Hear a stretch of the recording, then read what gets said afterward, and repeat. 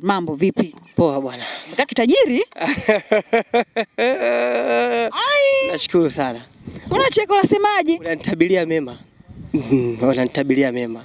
Nakutabiria mema? Kitajiri sio mchezo, unanitabiria mema. Unajiona kabisa kwa tajiri?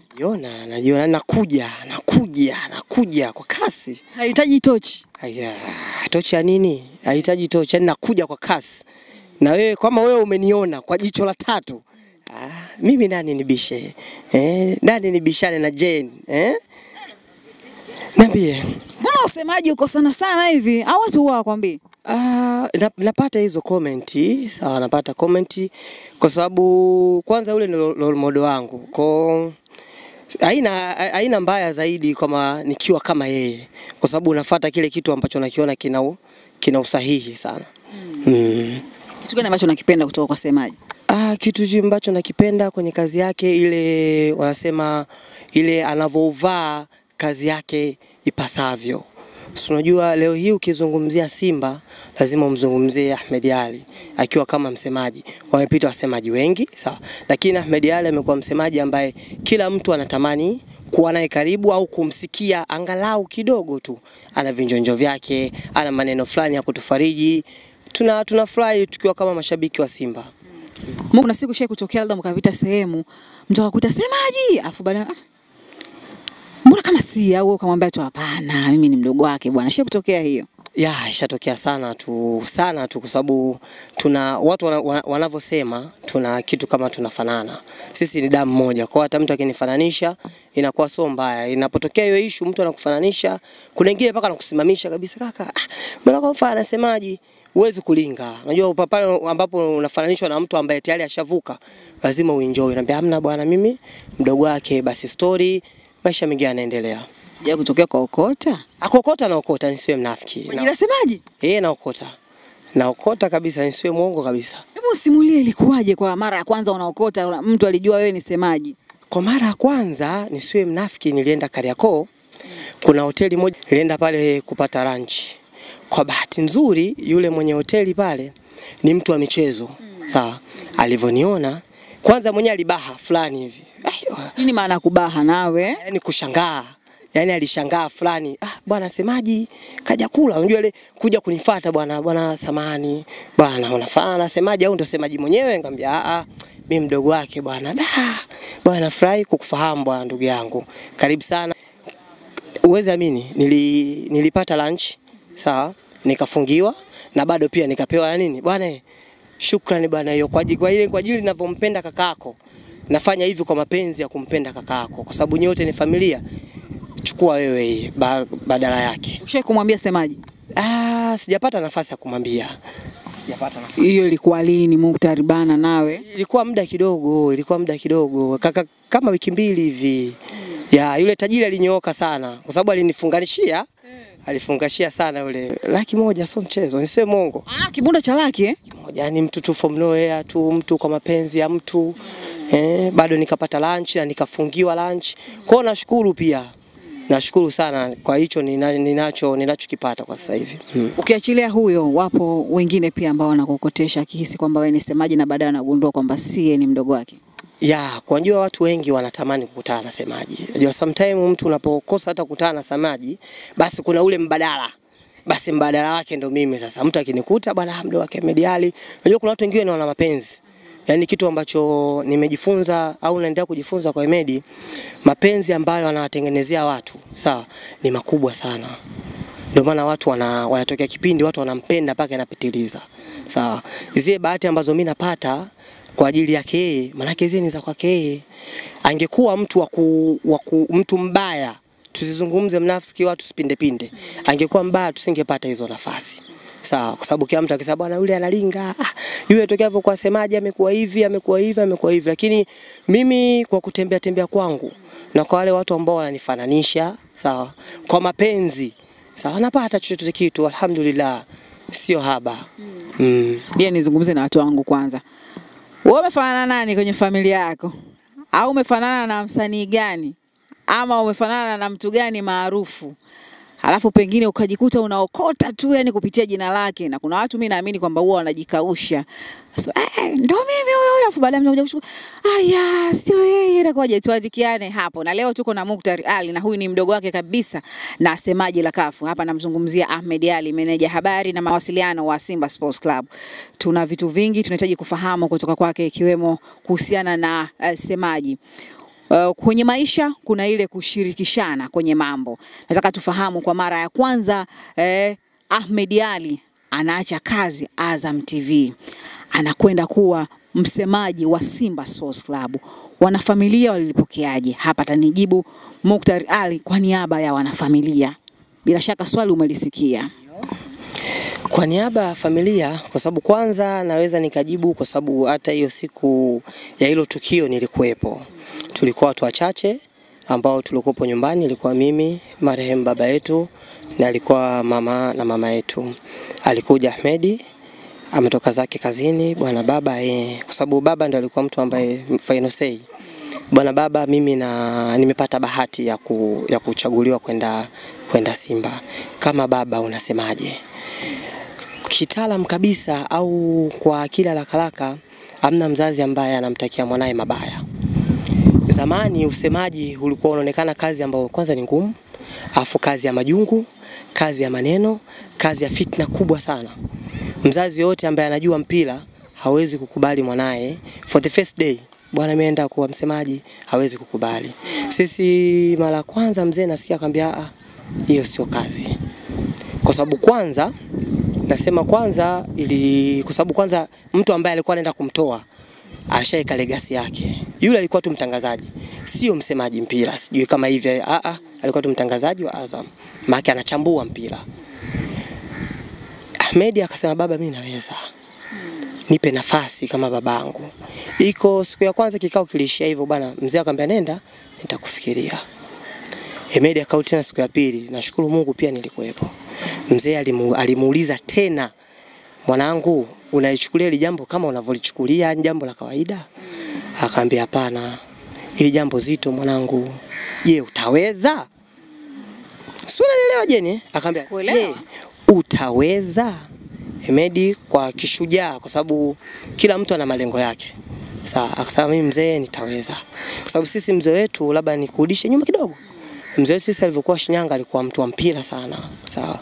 Mpaka alifika kipindi yeye alikuwa ni muasisi pale Simba wa enzi hizo. Ilikuwa kipindi hata sometime mshahara ya wachezaji anatoa. Sawa.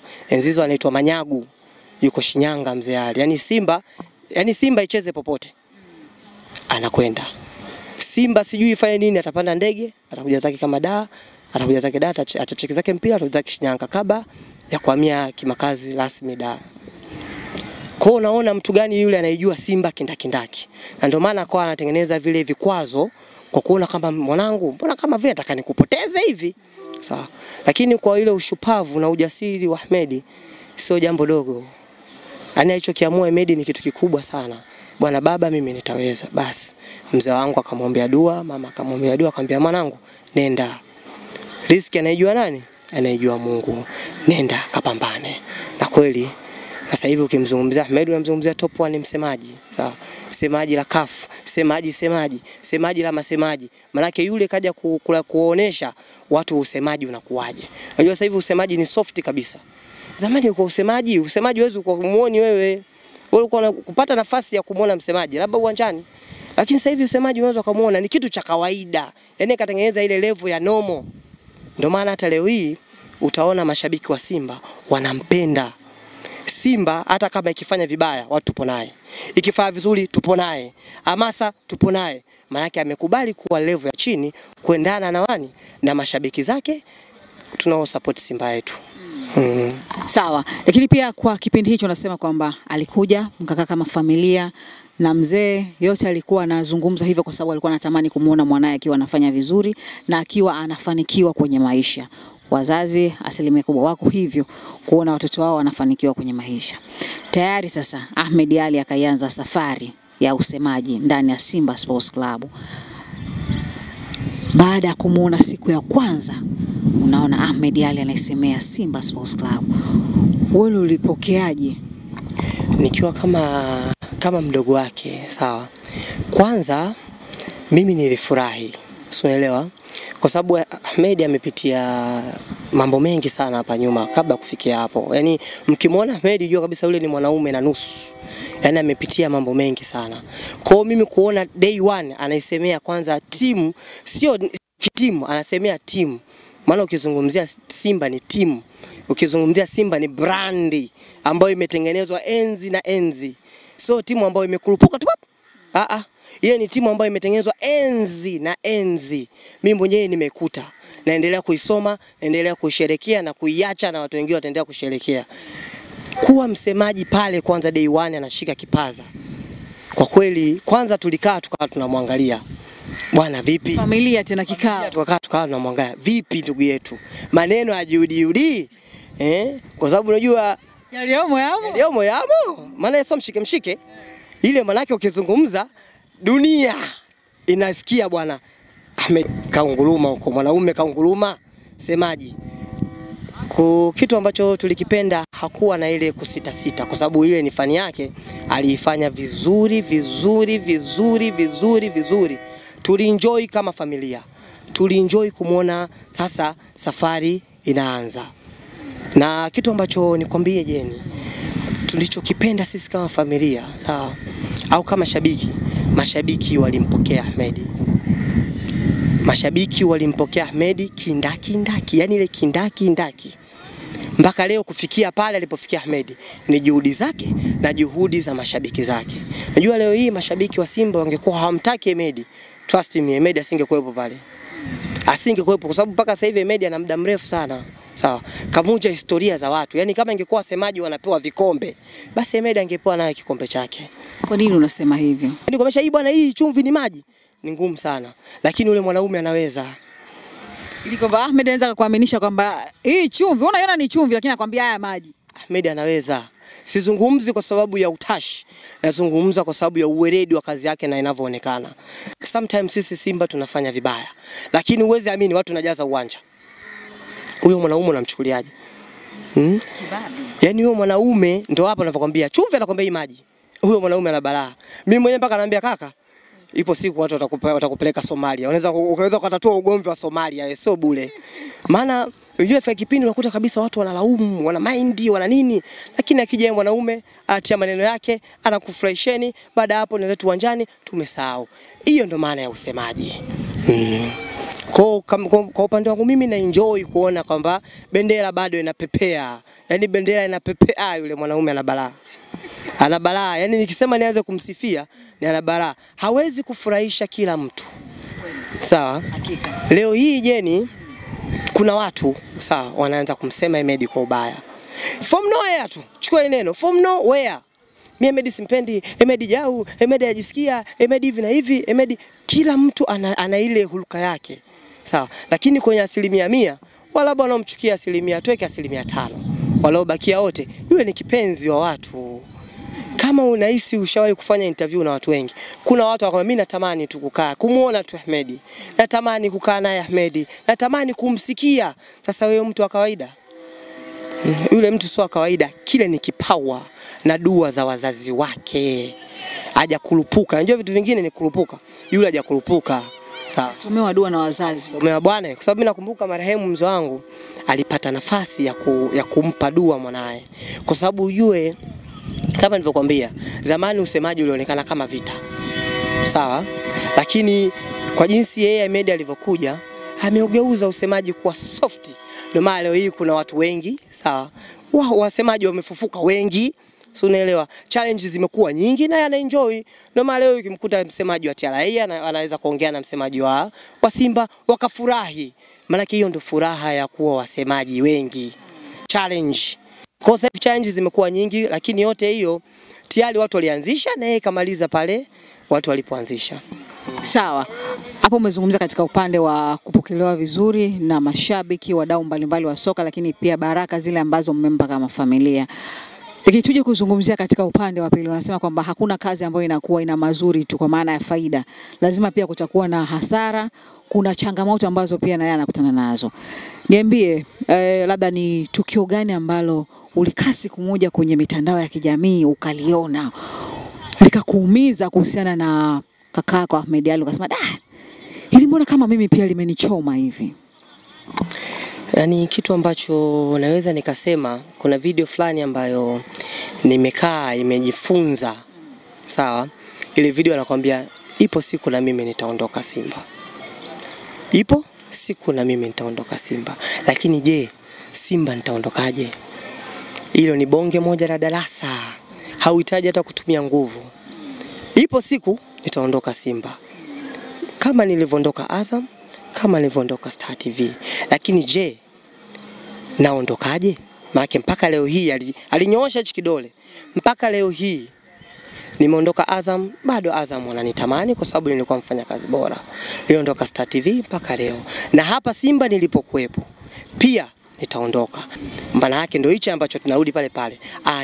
Anatengeneza legacy yake. Anatengeneza mifumo yake. Ndio maana leo hii, sawa, mashabiki wamekuwa wengi. Sio kuna kapu la magoli, sio kuna goli la nani. Goli hiyo yote ni legacy ya nani? Ya bwana msemaji, kumhamasisha kwamba tupo na wewe. Sio, unaelewa? Ile video mimi kwa upande wangu nilifeel ya kweli kuna siku naye brother ataondoka. Lakini ataondoka vipi? Lazima tukae tu tunamsema Ahmed. Bwana Ahmed alikuwa mwanaume na robo. Alivyokuepo hapa Simba, Simba ilikuwa inatikisika. Akisema Ahmed, wana Simba tunafurahi. Kwa ile video ilinifunza kitu. Ilinifunza kitu. Sawa, hapo ni katika upande wa kujifunza kitu. Lakini kwa ile ambayo ilikuumiza. Unajua Ahmed ni msemaji. Wapo wasemaji wa timu tofauti tofauti. Na kila mmoja anakutana na changamoto zake, lakini pia kila mmoja anakutana na vitu vizuri. Nyinyi si wana familia? Wewe si mdogo wake? Unaweza kukutana na kitu mtu anasema kwamba bwana Ahmed Ally kafanya kama mwanzo ulizungumza hapo ukasema kwamba wengine mtu yani from nowhere anatokea tu jau, simkubali na nini. Labda wewe ulikutana na pengine na kitu kama hicho kikakuumiza ukasema hii imeniumiza. Yani kitu ambacho naweza nikasema, inaonekana ile swali niliskip. Kitu ambacho naweza nikasema kwamba ile mwanzo alivyoingia katika usemaji, sawa, challenges zilikuwa nyingi sana.